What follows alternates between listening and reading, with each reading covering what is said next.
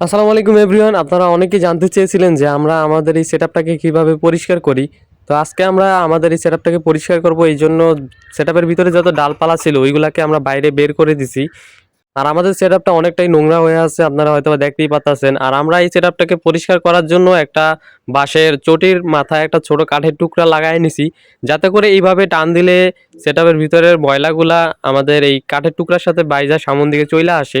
এতে করে আমাদের এই সেটআপটাকে পরিষ্কার করতে অনেকটাই সুবিধা হয়। প্রথমে আমরা পাখিগুলাকে বাসা তৈরি করার জন্য যে নেস্টিংগুলা দিতাম ওইগুলাকে আগে সরিয়ে নিব। তারপরে আমাদের এই সেটআপের উপরে যে বালি দেওয়া আছে ওই বালির উপরে যেই ওরা পটি করছে ওই পটিগুলাকে এটার মাধ্যমে আমরা টেনে টেনে সামন দিকে নিয়ে আসি। মূলত আমরা আমাদের এই সেটআপের এক লেয়ার বালি আমরা বাইরে ফেলে দেই, আবার নতুন করে আবার বালি দেই, যাতে করে আমাদের সেটআপটার ভিতরে কোনো রকম ময়লা না থাকে। পরিষ্কার করার পরে মনে হইতেছিল যে আমাদের সেটআপটাকে আমরা মনে হয় আবার নতুন করে তৈরি করছি। আর এদিকে দেখেন আমাদের পাখিগুলাও কত অ্যাক্টিভ হয়ে গেছে ওদের এই সেটআপটাকে পরিষ্কার দেখে। আর আমরা আমাদের এই সেটআপটাকে কিভাবে পরিষ্কার করি আশা করি আপনারা বুঝতে পারছেন। আর আমাদের পরবর্তী আপডেটগুলো জানতে আমাদের পেজটিকে ফলো দিয়ে আমাদের পাশে থাকতে পারেন।